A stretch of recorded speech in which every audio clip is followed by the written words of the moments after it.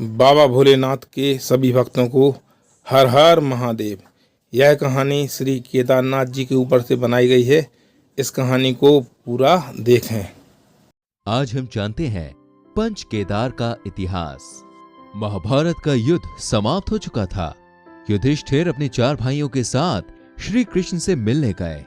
बधाई हो धर्मराज, आज अधर्म पे धर्म की जीत हुई। माधव, आपकी सहायता के बिना हमारा विजय असंभव था। मेरा काम तो सिर्फ राह दिखाना था, उस राह पे चलना तो आप सब पे निर्भर करता है पार्थ। 5 पांडव श्री कृष्ण की बात सुन रहे थे। वो बड़े दुखी लग रहे थे।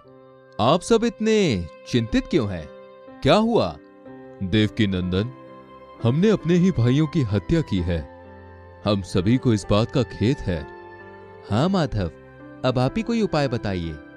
हम इस भ्रातृ हत्या के पाप से मुक्ति कैसे पाएं? ओह, तो इस बात से चिंतित हैं आप। आपको इसके लिए महादेव के पास जाना होगा। एक महादेव ही आपको भ्रातृ हत्या के पाप से मुक्ति दिला सकते हैं। किंतु क्या माधव? श्री कृष्ण चिंतित हो गए। महादेव, आप 5 से अत्यंत रुष्ट हैं। माधव, आप चिंतित ना हो, वो चाहे कितने भी रुष्ट हों, हम 5 उनके दर्शन करके ही हस्तिनापुर वापस लौटेंगे। हाँ माधव, अब हमें आज्ञा दीजिए, हम विश्वनाथ के दर्शन हेतु काशी प्रस्थान करते हैं। युधिष्ठिर श्री कृष्ण के सामने हाथ जोड़ते हैं। कल्याण हो। 5 भाई काशी जाने के लिए निकल पड़ते हैं और कुछ दिनों के बाद वो काशी पहुंच जाते हैं। काशी पहुंचने के बाद उन्हें वहां शिवजी नहीं मिले। 5 भाई बहुत ही चिंतित हो गए। यहां तो शिवाजी नहीं है। अर्जुन, वस्तुतः महादेव हमसे अत्यंत रुष्ट हैं, इसलिए वो हमें दर्शन नहीं दे रहे। तो अब हम क्या करें? हे माधव, अब आप ही हैं जो हमें रास्ता दिखा सकते हैं। तभी श्री कृष्ण वहां प्रकट होते हैं।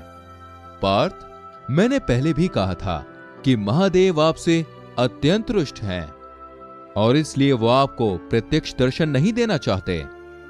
तो हमें इस भ्रातृ हत्या के पाप से मुक्ति कैसे मिलेगी? हाँ, मुक्ति तो आप सबको केवल महादेव ही दिला सकते हैं। और क्योंकि वो आपको प्रत्यक्ष दर्शन नहीं देना चाहते, वो काशी से अंतर्ध्यान होकर अपने प्रिय स्थल केदार में गए हैं।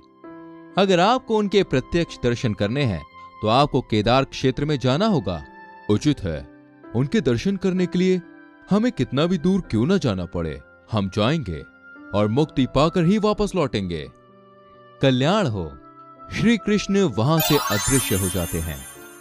5 भाई अब केदार क्षेत्र की ओर प्रस्थान करते हैं। थोड़े दिनों के पश्चात वे केदार पहुंच जाते हैं। शिव जी पांडवों को वहां देखते हैं और उन्हें देखते ही वो क्रोधित हो जाते हैं। ये सब यहां भी पहुंच गए, किंतु मैं इन्हें दर्शन देना नहीं चाहता। मैं बैल का रूप धारण करके उन गाय और बैल के झुंड में शामिल हो जाता हूं। वो मुझे कभी भी ढूंढ नहीं पाएंगे। शिव जी बैल का रूप धारण करके अन्य गाय और बैल के झुंड में शामिल हो गए। 5 पांडव शिव जी को ढूंढ रहे थे। भ्राता युधिष्ठिर, यहां तो कहीं पर भी महादेव नहीं दिख रहे। श्री कृष्ण ने तो कहा था वो यही है। हाँ अर्जुन। इतने में भीम की नजर पशुओं के झुंड पे पड़ती है। उसमें से एक बैल बाकी बैलों से एकदम अलग दिखता है। उसको देखकर भीम को बहुत ही आश्चर्य होता है। भ्राता युधिष्ठिर, वो बैल को देखिए। वो बैल आपको बाकी अन्य बैलों से भिन्न नहीं लगता? हाँ भीम, वो भिन्न तो है, किंतु भीम थोड़े मुस्कुराते हैं। हाँ, तो ये बात है। क्या हुआ भैया? अर्जुन, अब देखो मैं क्या करता हूं। भीम अपना विशाल रूप धारण करते हैं और अपने दोनों पैर पहाड़ों के बीच फैला देते हैं। मुझे ज्ञात हो गया है कि मेरे भोलेनाथ ने बैल का रूप धारण किया है हमें भ्रमित करने के लिए। अब अन्य सारे पशु मेरे 2 पैरों के बीच में से चले जाएंगे, लेकिन महादेव नहीं जाएंगे। और हुआ भी वैसा ही। बाकी सारे जानवर भीम के 2 पैरों के बीच से होकर निकल गए, सिर्फ एक बैल को छोड़कर। ये देखकर बाकी 4 पांडवों ने भी शिव जी को पहचान लिया। अब शिव जी बैल रूप में वहां धरती में अंतर्ध्यान होने लगे। भीम ने तुरंत ही बल से बैल की पीठ का त्रिकोणात्मक भाग पकड़ लिया। शिवजी बोले, अब तो मुझे इन पांडवों के समक्ष प्रकट होना ही पड़ेगा।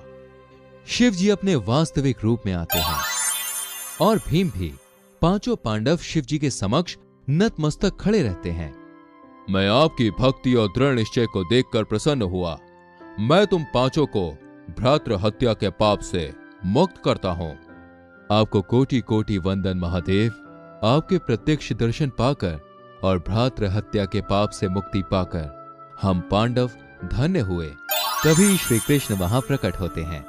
महादेव, भूमि में अंतर्ध्यान होते समय आपका पीठ का भाग यहीं पे स्थापित हो गया, इसलिए युगों युगों तक आप यहाँ केदारनाथ के रूप में पूजे जाएंगे।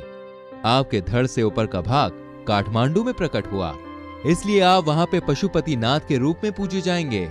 इसी तरह जहां पे आपकी भुजाएं प्रकट हुई हैं, वहां आप तुंगनाथ के रूप में, जहां आपका मुख प्रकट हुआ वहां रुद्रनाथ के रूप में, जहां पे आपकी जटा प्रकट हुई वहां कल्पेश्वर के रूप में, और नाभि जहां प्रकट हुई वहां आप मद महेश्वर के रूप में पूजे जाएंगे।